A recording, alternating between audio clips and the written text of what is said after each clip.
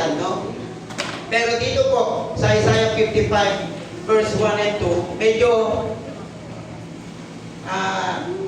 hindi naman tayo release ng konti kasi invitation, no? The God's invitation. Pero bago po natin pag-usapan ng chapter 55, balikan po muna natin ng konti, no? Yung chapter 54. Ang Isaiah 54 po ay isang paghahanda para sa isang dakilang paanyaya. No? Isang kabanata ito ng kaaliwan at pananampalataya. Dito makikita natin na tinuturuan tayo ng ating Panginoon, no? Ng ating Diyos na sa verse 1, umawit sa kagalakan.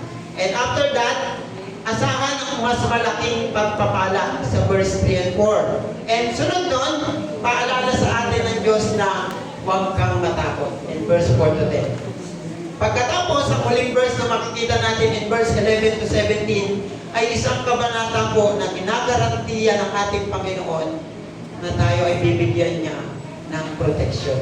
So, napakagandang basahin. Kung inyo pong pagdudugtungin ng Isaiah 54 at 55, isa itong napakagandang imbitasyon ng ating Panginoon. So, ngayon ay humanda po tayo para sa isang imbitasyon na magbabago ng ating buhay. Imbitasyon na sagana, libre, at para sa lahat.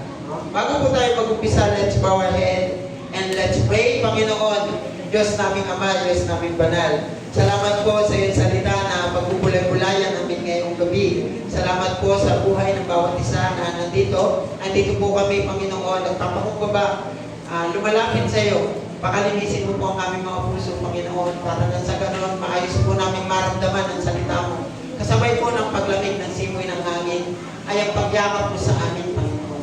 Maraming salamat po, Panginoon. Gamitin mo po ang iyong mabalingkod bilang isang daluyan ng pagpapala.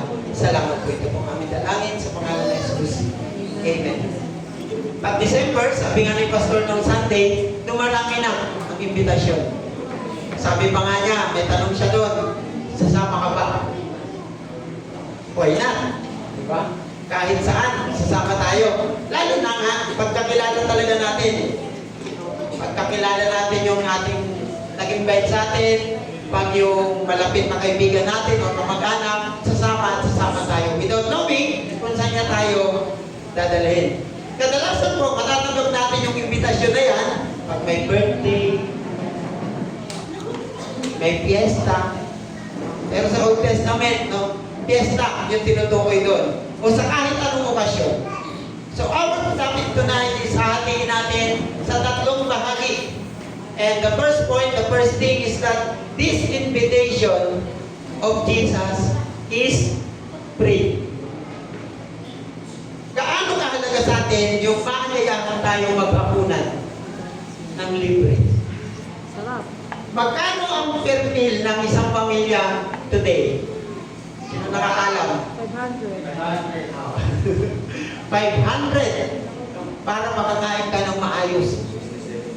67 lang daw sabi nung net-interview.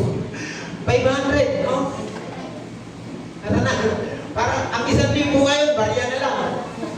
Okay, kung gaano kaya kahalaga kung tayo ay maimbitahan ng isang kakilala natin na libre. Halika, sama ka. Wala kang gagastusin. Napakasarap. No? Ganun po ang paanyaya ng ating Panginoon. Isang paanyaya, isang patunay na ang paanyaya ng Diyos ay hindi. Dahil nga, ang imbitasyon ng ating Panginoon ay libre, isang paanyaya na ang imbitasyon na yun ay hindi lang para kanino? Hindi lang para sa mayaman. Hindi lang para sa mayaman. Sabi niya doon, halika at bigyan tugon ang iyong pagkauhaw. Verse 1, ang pagkauhaw ko ay karaniwan sa ating lahat. Normal na lagi tayo nauhaw. Tayo po bilang tao, normal para sa atin lahat na tayo po ay nauhaw. Naranasan niyo na ba yun? Lalo na pag summer, yung din ang init, no? Nung pakiramdam mo, parang tuyot na tuyot ang lalamunan mo. Parang gusto mo uminom ng malamig na tubig. No? Na punong-puno ng yelo. Sarap! Malamig na tapos punong-puno pa ng yelo. So nagkakaroon tayong nauuhaw sa tagtuyot. Mga kapatid, ang uhaw ay nagsasalita ng malalim na panloob ng pagnanasa. Ibig sabihin, hindi lamang tayo literal na nauuhaw sa tubig, kundi sa maraming bagay. Ano-ano kaya yun? Saan kaya tayo maraming beses nauuhaw? Nauuhaw po tayo bilang isang tao sa likas na maraming bagay. Ano? Pera. Tayo bilang isang tao, nauuhaw tayo sa salapi. Kaya nga tayo nagtatrabaho, di ba para kapera? No? Wala na, trip ko lang magtrabaho. Nauuhaw tayo sa pera. Nananabig sa tayo na magkaroon tayo ng pera. Kaya tayo nagtatrabaho. Okay? Ano ba? Ari-arian. Sino dito yung gusto ng house and lot? Ayaw nyo? Magpapapremyo pa naman si Teacher Ice mamaya, house and lot. Nakalagay sa pasok, ganito ka lang. Lahat tayo, pinapangarap natin magkaroon ng ari-arian. Sa panahon natin ngayon, napakahirap pag ikaw ay namumupahan. Napaka-challenging doon. It's so mahirap. Sabi nga nila, it's so mahirap. Napakahirap. Wala tayong ari-arian. Kaya tayo bilang isang tao, uhaw tayo sa bagay na yon. Ano ba?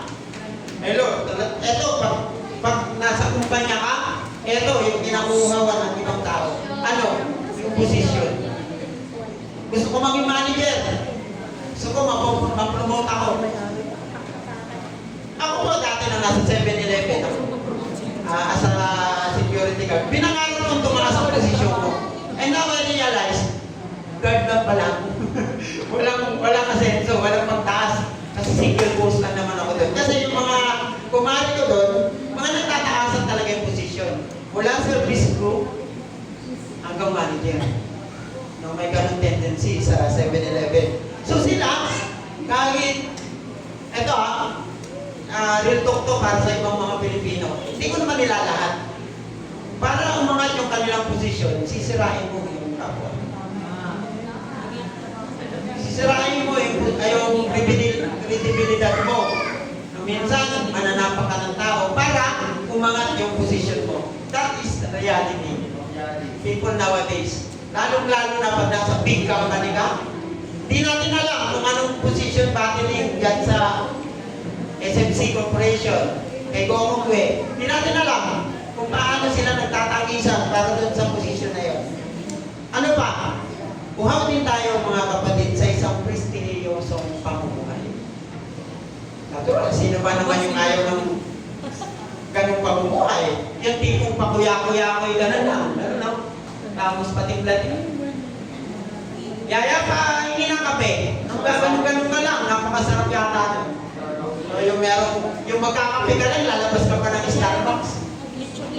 Sino ba yung may ayaw ng ganun? So tayo bilang isang tao, uhaw tayo sa mga ganung bagay. Ano pa? Alak. Sino yung nauhaw sa alak?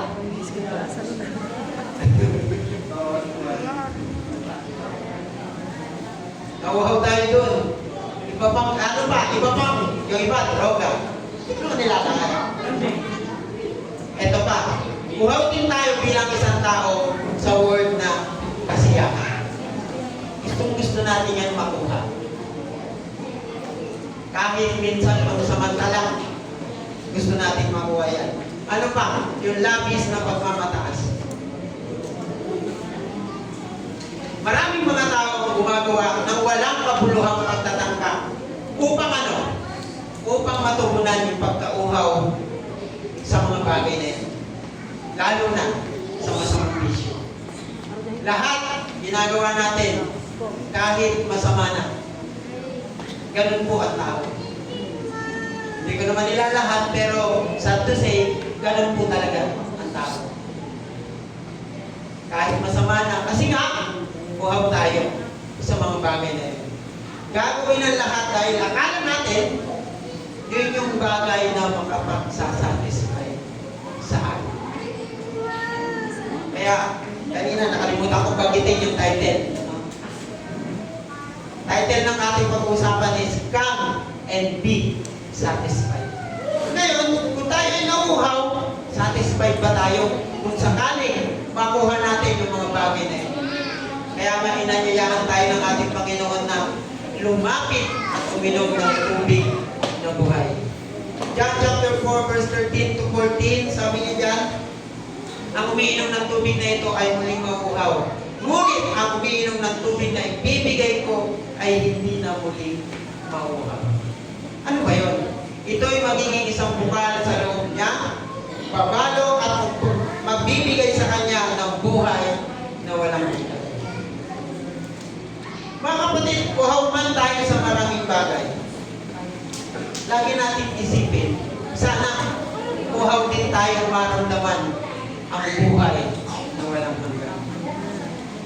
Naisipan nyo na ba yun na kahit uhaw tayo sa maraming bagay, nauhaw na ba tayo sa buhay na walang hanggan? O nananatili lang tayo uhaw sa maraming bagay, tapos nakakalimutan natin yung buhay na walang hanggan?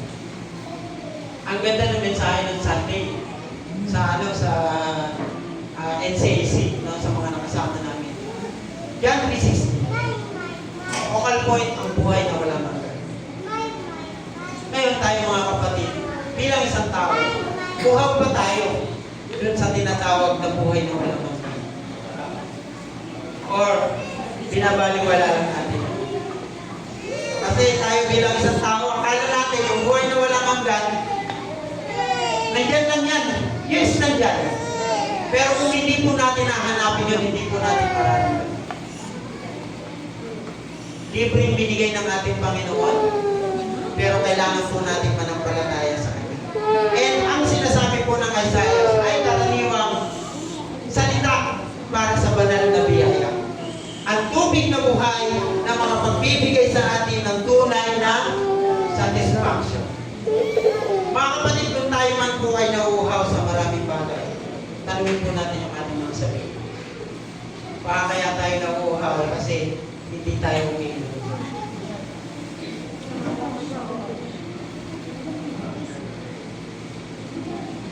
Kaya tayo nauuhaw kasi hindi tayo umiinom.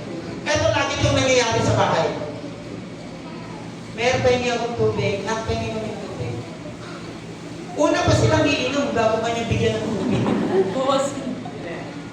Bakit? Kasi nauuhaw sila, hindi lang sila umiinom. Saka lang maalala pag Right? Kaya tayo nauuhaw, tayo mga kapatid nauuhaw, kasi tayo mismo ayaw natin uminom. And yan po yung gustong sabihin ng ating Panginoon. Libre na eh. Ayaw mo pa uminom. The invitation of Jesus is free. Nasa sa atin na lang kung kukunin natin. Mga kapatid, tumugon po tayo sa paanyaya ng ating Panginoon. Come, all you are thirsty. Huwag po tayong matakot. Bakit? Kasi libre ito. Galing ito sa ating Panginoon. Kung kanina, the invitation of our Lord, no, for this meal is free, no, our second topic, this meal is healthy. Healthy. Yayain mo yan kumain. No?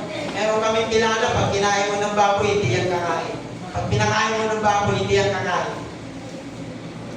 No, kaya nalulungkot siya kasi yung handa sa Christmas party, puro baboy. Kaya sabi namin, Pastor, mag-provide naman tayo ng ano. Sabi naman ng asawa niya, bibigyan na lang daw siya ng 20-13 pesos na manok. Okay na daw siya doon. So, yung binibigay po sa atin ng ating Panginoon, healthy. Hindi ito yung ikasasakit mo. Wala tayong dapat ikatakot. Ang pagkain at inumin na inaalok ng ating Panginoon ay hindi po junk. Hindi ito chichirya. Hindi ito nakakadulot ng UTI. Kumbaga sa inumin, ito ay tubig. Hindi ito soft drinks. And kumbaga sa pagkain, hindi ito junk food. Kaya sa pangalawang pagkakataon, ang paanyaya po sa atin ng ating Panginoon. Sabi doon, halika at busugin ang iyong pagkagutom. Naranasan nyo na ba mga kapatid na kayo ay gutom na gutom. Tapos kumain kayo ng pagkain na parang hindi naman kayo nabusog. Parang hindi siya nakarating dito. Hanggang dito lang yung kinain mo.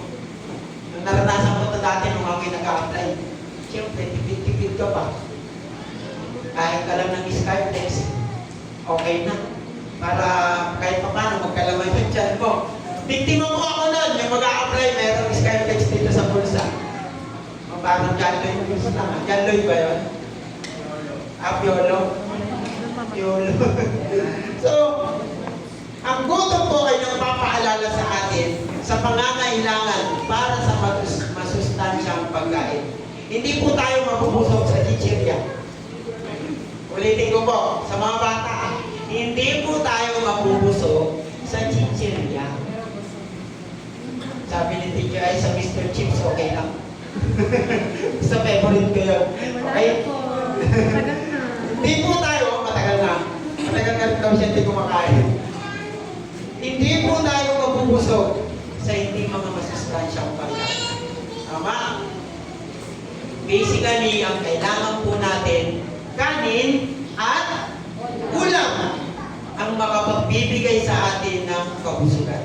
Dahil ito po yung tama natin kailangan.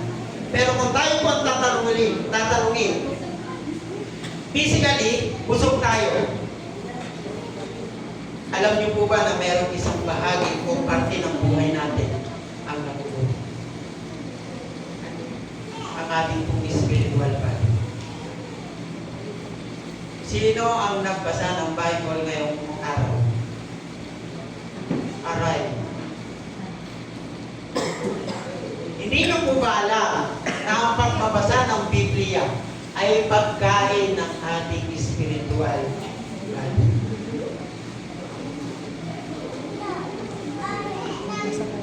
Yan. Isa pa, sino mo sa atin ang nag-pray ngayong buong araw?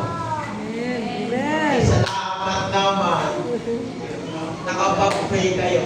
Ang pananalangin po natin ay pagkain ng ating spiritual body. Ang spiritual body ay nagugutom din at nagugutom. And pag nagugutom po ang ating spiritual body, may kailangan tayo gawin. May kailangan tayo pagsumikapang gawin. Anong kailangan? Ang spiritual na kagutuman po ay nangangailangan ng tinapay ng buhay. Mga kapatid, tinapay ng buhay ang tanging natin kailangan.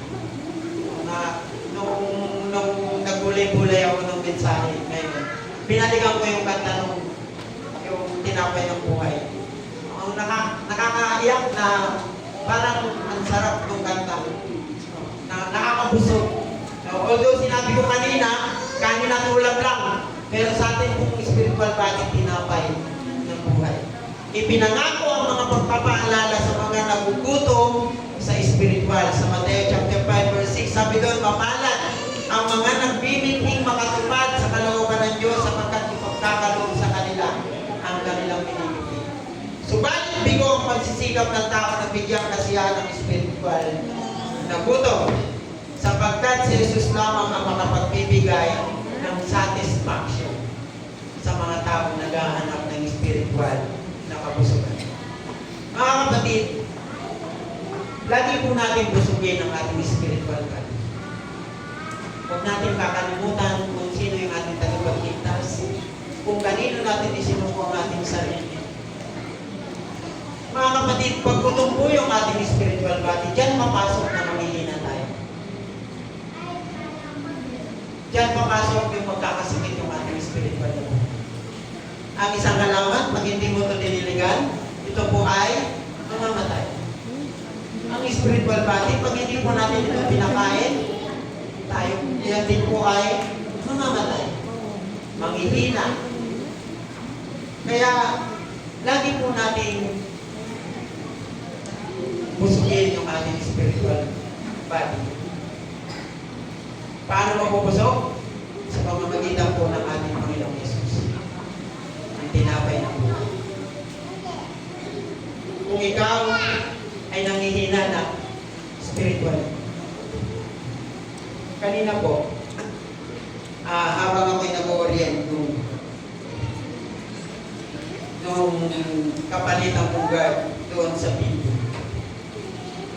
Makatapos kong mag-orient, then pumunta ako sa mga tenant, nagpaalam ako personally.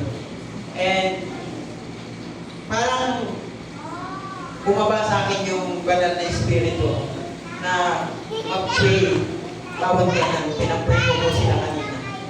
And meron po lumapit sa akin. Sabi niya, Pastor Dan, salamat po sa prayer. Kasi meron po akong pinagdadaanan ngayon. And bumalik sa akin yung mensahe ngayong gabi. Sabi ko, kung naghihina yung iyong spiritual life, bakit hindi ka nag-pray? Hindi mo ako kailangan. Paano kung di ako dumating dito? Hindi patuloy ka ng hina. Mga kapatid, kung tayo po ay naghihina, pray tayo. Kung marami tayong pinagdadaanan sa buhay, pray tayo. And pakiramdaman natin yung sarili natin, kalakas. Huwag po natin kalilimutan na ang tinapay ng buhay na nanggagaling sa ating Panginoon ay ibibigay niya yan sa atin kung tayo po ay tatawag sa Kanya. Lahat ng pangangailangan natin ay ibibigay yan sa atin ng ating Panginoon kung tayo po ay tatawag sa Kanya. Sabi ko sa Kanya, dapat nag-pray ka na kanina pa. Kahit hindi ako para hindi ka pangina. So tayo po mga kapatid, minsan nakakalimutan natin. Ano ba talaga yung nakakapagpabusog sa atin? Paano kung walang lumapit sa inyong mag-i-encourage? Paano kung walang taong magbibigay sa inyo ng mga satisfaction ng gano'n? Kakalimutan na ba natin? Tayo mismo, gaya ng tubig kanina, kaya tayo nauuhaw kasi hindi tayo umiinom. Tayo po mga kapatid, kaya po tayo nagugutom kasi hindi tayo kumakain. Huwag po kayong matakot tumaba pagkain kayo ng kain ng spiritual body, ng spiritual food. No? Huwag po kayong matakot tumaba doon. Sabi nga nung Julian, ano sabi ng Julian? Do not judge our diet. So, spiritual body, huwag po kayong matakot tumaba doon. Kailangan po natin yung pakainin. Amen? Amen. So, spiritual body, healthy foods po ang kinakain. Next, third thing about this meal, it is for everybody. Libre, healthy, and next, for everybody. Para po sa ating lahat. Gaya nga po ng introduction ko kanina, sa first point natin, hindi lang po ang invitation ng ating Panginoon ay hindi lang po sa mayaman. Para rin ito sa mahirap. Meaning to say, para po ito sa lahat. Medyo masakit yung sinabi doon. Bakit dinubugol ang salapi sa mga bagay na hindi nakakapusok? Bakit nga ba tayo nagsasayang ng ating salapi sa mga bagay na wala namang kakwenta-kwenta? Bakit inuubos ang pera sa mga bagay na walang halaga? Sabi doon, makinig kayo sa akin at sundin ang utos ko at matitikman nyo ang pinakamasarap na pagkain. This verse calls us, paanyaya at bigyang kasiyahan ng iyong kaluluwa. Paanyaya ng bigyang kasiyahan ng ating kaluluwa. Makinig kayo sa akin at sundin ang utos ko at matitikman nyo ang pinakamasarap na pagkain. Bigyan din natin ang word na ginamit, makinig kayo sa akin. Isang patunay na ang lahat ng inihahandog o lahat tayo ay kasama sa invitasyon. Hindi ito limited. No, lahat tayo. Imbitasyon ng ating Panginoon. And sa dulo, nakita natin ang pangakong biyaya ng ating Panginoon. Ang pinakamasarap na pagkain. Ano ba yun? Ang mga tao na naghahanap ng kasiyahan ng kaluluwa.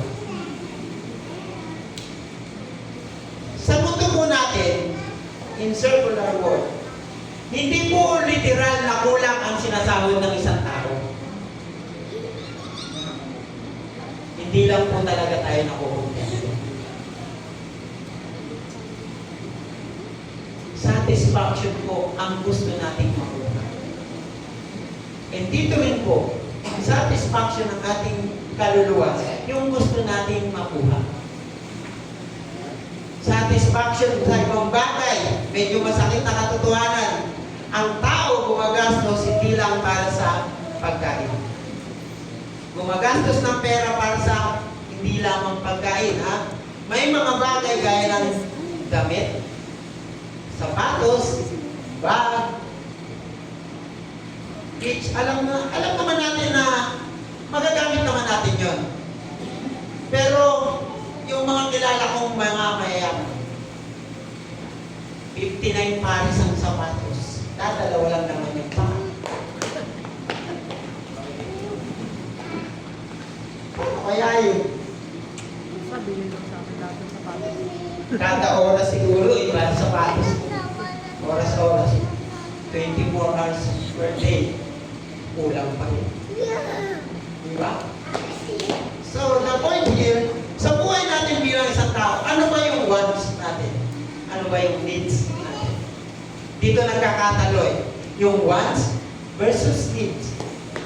Marami tayong ginagawang mga bagay na hindi naman kasiya-siya. Kasi akala natin, yun yung makapagbibigay sa atin ng satisfaction. Kaya ang paalala sa atin ng Diyos, kumain ka ng mabuti. Upang malaman natin yung mabuti na ito, dapat hindi yun nagiging kasiyahan ng kaluluwa natin. Hindi lang isip at katawan natin. Paano ba natin mararanasan ang kasiyahan ng kaluluwa?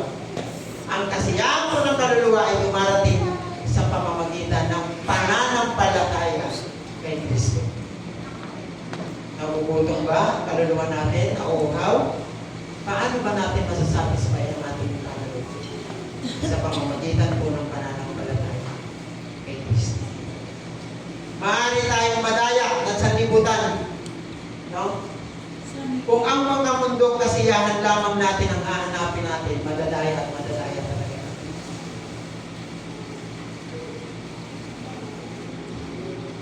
Pagtuunan natin pansin. Parang ganito lang yan. Bakit ka ba gumagawa ng mabuti sa kapwa natin? Dahil ba you expecting something in return? O dahil alam mo na ito ang tama at utos ng Diyos? Ang paggawa po ng mabuti ay hindi lamang po dahil may inaasahan tayo. Ang pagiging mabuting tao po ay utos ng ating Panginoon na kailangan natin. Tayo po bilang isang Kristiyano, kailangan po alamin natin ano ba yung makakapagsatisfy sa kaluluwa natin. Bilang isang tao, ilang sapatos ba ang kailangan mong bilhin para masatisfy? Lima? Anim? 10? Sa akin siguro mga 32. Siguro mga 2-3 lang. Okay na ako din. Sasatisfy na ako. And tayo bilang isang tao, magkano sahod ba ang kailangan mo para masatisfy ka sa trabaho mo? 32,000 naman. Eh di dapat nag-senador. Baka kaya makuha yun. Tayo po bilang isang tao, marami kasi tayong hinihiling na satisfaction. Pero ang Panginoon, isa lang po ang gusto niyang kunin sa atin. Ano yun? Yung manampalataya lang tayo sa Kanya. Manampalataya lang tayo sumunod sa Kanya. Satisfied na yung natin. Kaya lang, ang nangyayari, nananampalataya nga tayo. Hindi naman tayo sumusunod sa Kanya. Yes, naniniwala tayo kay Lord, pero mas naniniwala pa rin tayo sa mga makamundong bagay. Mga kapatid, ang makamundong bagay po ay hindi makakapagpabusog sa atin. Hindi rin makakapagpasatisfy sa atin. Lalo lang tayo magugulo. Kaya ngayong gabi, God's invitation to us is free. Gaya nga ng binanggit ko kanina, lahat tayo pinanyayahan ng ating Panginoon sa imbitasyon na ito dahil ito po ay libre. Sa imbitasyon na ito, maraming nakahain, maraming pagkain, hindi lang para sa ating pangangatawan, kundi para sa ating Panginoon. Tubig para mapawi ang ating buhaw, masustansyang pagkain upang mabusog ang ating buto na kalagayan. Espiritual na pagkain upang mabusog ang ating kalagayan. Libre na yan eh. Kukunin na lang natin. Pangalawang bagay, healthy. Healthy to, masustansyang pagkain sa ating katawan, sa ating spiritual na pagkain para mabusog ang ating spiritual na kalagayan. Lastly, this meal is for everyone. Mga kapatid, huwag po tayong manawa sa imbitasyon ng ating Panginoon. Kung merong tao na nag-i-invite sa iyo para magsimba, huwag mong panghinayang. And kaya sana sa second night natin, mag-invite po kayo mga kapatid. Sabihin niyo yung imbitasyon ng ating Panginoon, libre. And mabubusog pa tayo. Iniimbitahan tayong lahat sa libreng kapistahan. Binayaran na Jesus ang lahat. Kailangan lang natin lumapit sa Kanya. Lumapit tayong lahat sa Kanya kasi nagugutom tayo. Nauuhaw tayo. And pag tinugunan natin yon, mabubusog tayo. May satisfied tayo. Mga kapatid, nawa ngayong Kapaskuhan. Sariwain po natin, hindi lang ang mga kapanganakan ng ating Panginoong Jesus, kundi yung imbitasyon po para sa ating lahat. Alam niya na pag tinugon natin ang imbitasyon ng ating Panginoon, masasatisfy natin. Sabi ni Lord, come and be satisfied. Bilang isang anak niya, napakaraming pangako ng Diyos sa atin. Kung babasahin niyo po yung Bible, napakaraming pangako ng ating Panginoon. Kasama na ang pangalagaan ng ating Panginoon. Kaya nga mga kapatid, nasa atin na lang kung paano pa natin ito tutugunan. Amen? Paano ba tayo tutugon sa imbitasyon ng ating Panginoon? Si Jesus po ay nagbigay ng katulad na paanyaya niya. Sa John chapter 7 verse 37.